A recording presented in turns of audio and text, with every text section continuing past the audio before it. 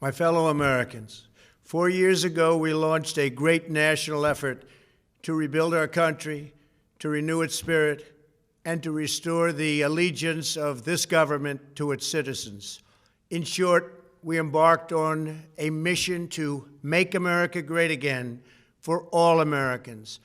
As I conclude my term as the 45th President of the United States, I stand before you truly proud of what we have achieved together. We did what we came here to do, and so much more. This week, we inaugurate a new administration and pray for its success in keeping America safe and prosperous. We extend our best wishes, and we also want them to have luck, a very important word. I'd like to begin by thanking just a few of the amazing people who made our remarkable journey possible. First, let me express my overwhelming gratitude for the love and support of our spectacular First Lady, Melania. Let me also share my deepest appreciation to my daughter Ivanka, my son-in-law Jared, and to Barron, Don, Eric, Tiffany, and Lara. You fill my world with light and with joy. I also want to thank Vice President Mike Pence, his wonderful wife Karen, and the entire Pence family. Thank you as well to my Chief of Staff, Mark Meadows, the dedicated members of the White House staff, and the Cabinet, and all of the incredible people across our administration who poured out their heart and soul to fight for America. I also want to take a moment to thank a truly exceptional group of people, the United States Secret Service. My family and I will forever be in your debt. My profound gratitude as well to everyone in the White House Military Office, the teams of Marine One and Air Force One, every member of the armed forces, and state and local law enforcement all across our country.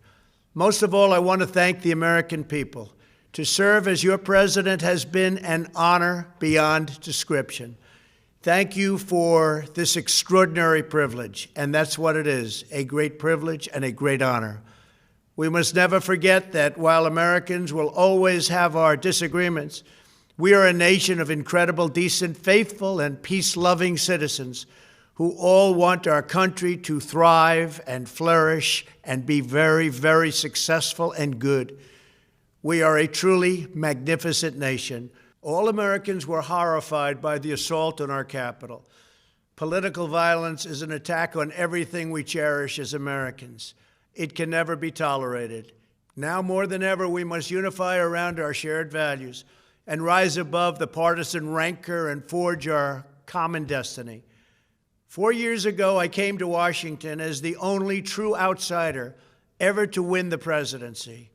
I had not spent my career as a politician, but as a builder looking at open skylines and imagining infinite possibilities. I ran for president because I knew there were towering new summits for America just waiting to be scaled. I knew the potential for our nation was boundless as long as we put America first. So I left behind my former life and stepped into a very difficult arena, but an arena nevertheless with all sorts of potential if properly done. America had given me so much, and I wanted to give something back. Together with millions of hardworking patriots across this land, we built the greatest political movement in the history of our country. We also built the greatest economy in the history of the world. It was about America first because we all wanted to make America great again. We restored the principle that a nation exists to serve its citizens. Our agenda was not about right or left. It wasn't about Republican or Democrat, but about the good of a nation, and that means the whole nation. With the support and prayers of the American people, we achieved more than anyone thought possible. Nobody thought we could even come close. We passed the largest package of tax cuts and reforms in American history. We slashed more job-killing regulations than any administration had ever done before. We fixed our broken trade deals, withdrew from the horrible Trans-Pacific Partnership and the impossible Paris Climate Accord, renegotiated the one-sided South Korea deal, and we replaced NAFTA with the groundbreaking USMCA. That's Mexico and Canada, a deal that's worked out very, very well. Also, and very importantly, we imposed historic and monumental tariffs on China, made a great new deal with China. But before the ink was even dry, we and the whole world got hit with the China virus. Our trade relationship was rapidly changing. Billions and billions of dollars were pouring into the U.S., but the virus forced us to go in a different direction. The whole world suffered, but America outperformed other countries economically because of our incredible economy and the economy that we built. Without the foundations and footings, it wouldn't have worked out this way. We wouldn't have some of the best numbers we've ever had. We also unlocked our energy resources and became the world's #1 producer of oil and natural gas, by far. Powered by these policies, we built the greatest economy in the history of the world. We reignited America's job creation and achieved record low unemployment for African Americans, Hispanic Americans, Asian Americans, women, almost everyone. Income soared, wages boomed, the American dream was restored, and millions were lifted from poverty in just a few short years. It was a miracle. The stock market set one record after another, with 148 stock market highs during this short period of time, and boosted the retirements and pensions of hardworking citizens all across our nation. 401ks are at a level they've never been at before. We've never seen numbers like we've seen, and that's before the pandemic and after the pandemic. We rebuilt the American manufacturing base, opened up thousands of new factories, and brought back the beautiful phrase, "Made in the USA." To make life better for working families, we doubled the child tax credit and signed the largest ever expansion of funding for child care and development. We joined with the private sector to secure commitments to train more than 16 million American workers for the jobs of tomorrow. When our nation was hit with the terrible pandemic, we produced not one, but 2 vaccines with record-breaking speed, and more will quickly follow. They said it couldn't be done, but we did it. They called it a medical miracle, and that's what they're calling it right now, a medical miracle. Another administration would have taken 3, 4, 5, maybe even up to 10 years to develop a vaccine. We did it in 9 months. We grieve for every life lost, and we pledge in their memory to wipe out this horrible pandemic once and for all. When the virus took its brutal toll on the world's economy, we launched the fastest economic recovery our country has ever seen. We passed nearly $4 trillion in economic relief, saved or supported over 50 million jobs, and slashed the unemployment rate in half. These are numbers that our country has never seen before. We created choice and transparency in healthcare, stood up to Big Pharma in so many ways, but especially in our effort to get favored nations clauses added, which will give us the lowest prescription drug prices anywhere in the world. We passed VA choice, VA accountability, right to try, and landmark criminal justice reform. We confirmed 3 new justices of the United States Supreme Court. We appointed nearly 300 federal judges to interpret our Constitution as written. For years, the American people pleaded with Washington to finally secure the nation's borders. I am pleased to say we answered that plea and achieved the most secure border in U.S. history. We have given our brave border agents and heroic ICE officers the tools they need to do their jobs better than they have ever done before, and to enforce our laws and keep America safe. We proudly leave the next administration with the strongest and most robust border security measures ever put into place. This includes historic agreements with Mexico, Guatemala, Honduras, and El Salvador, along with more than 450 miles of powerful new wall.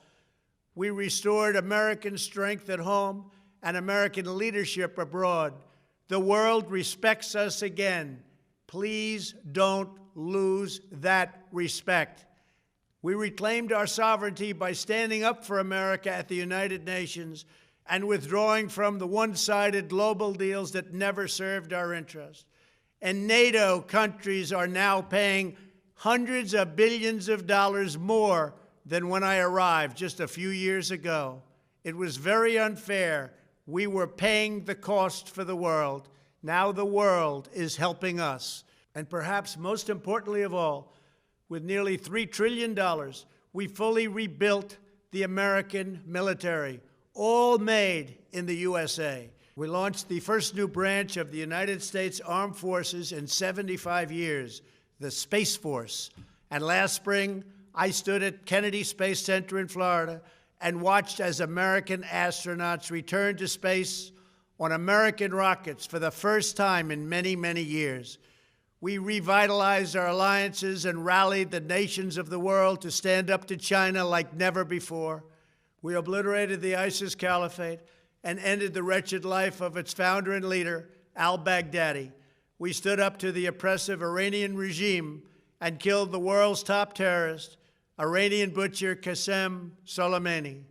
We recognized Jerusalem as the capital of Israel and recognized Israeli sovereignty over the Golan Heights. As a result of our bold diplomacy and principled realism, we achieved a series of historic peace deals in the Middle East. Nobody believed it could happen. The Abraham Accords opened the doors to a future of peace and harmony, not violence and bloodshed.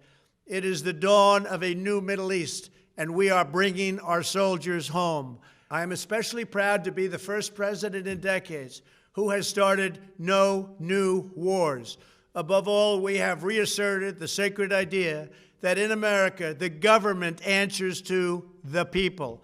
Our guiding light, our North Star, our unwavering conviction has been that we are here to serve the noble, everyday citizens of America. Our allegiance is not to the special interests, corporations, or global entities. It's to our children, our citizens, and to our nation itself. As president, my top priority, my constant concern, has always been the best interests of American workers and American families. I did not seek the easiest course. By far, it was actually the most difficult. I did not seek the path that would get the least criticism.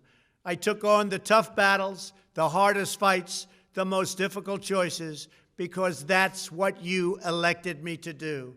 Your needs were my first and last unyielding focus. This, I hope, will be our greatest legacy. Together, we put the American people back in charge of our country. We restored self-government. We restored the idea that in America, no one is forgotten because everyone matters and everyone has a voice. We fought for the principle that every citizen is entitled to equal dignity, equal treatment, and equal rights because we are all made equal by God. Everyone is entitled to be treated with respect, to have their voice heard, and to have their government listen. You are loyal to your country, and my administration was always loyal to you.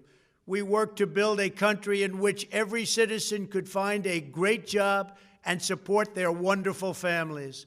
We fought for the communities where every American could be safe and schools where every child could learn. We promoted a culture where our laws would be upheld, our heroes honored, our history preserved, and law-abiding citizens are never taken for granted. Americans should take tremendous satisfaction in all that we have achieved together. It's incredible. Now, as I leave the White House, I have been reflecting on the dangers that threaten the priceless inheritance we all share.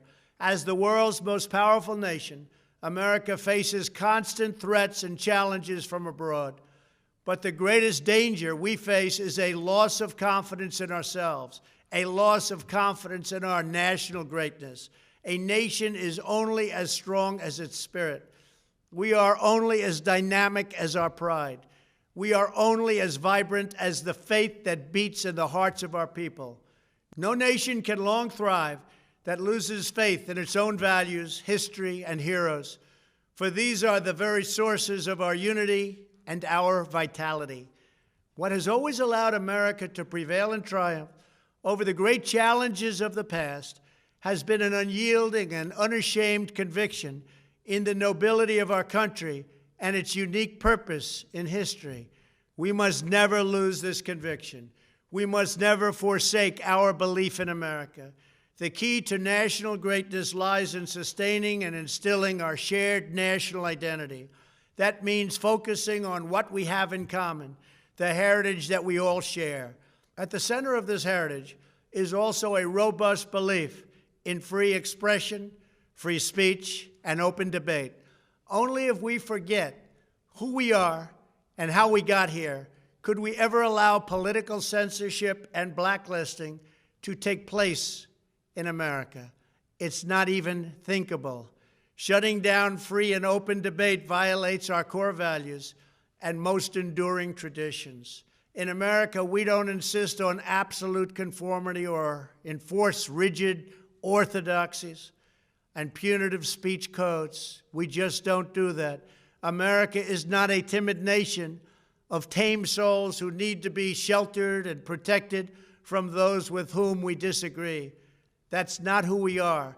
It will never be who we are. For nearly 250 years, in the face of every challenge, Americans have always summoned our unmatched courage, confidence, and fierce independence. These are the miraculous traits that once led millions of everyday citizens to set out across a wild continent and carve out a new life in the Great West. It was the same profound love of our God-given freedom that willed our soldiers into battle and our astronauts into space. As I think back on the past 4 years, one image rises in my mind above all others. Whenever I traveled all along the motorcade route, there were thousands and thousands of people. They came out with their families so that they could stand as we passed and proudly wave our great American flag. It never failed to deeply move me. I knew that they did not just come out to show their support of me.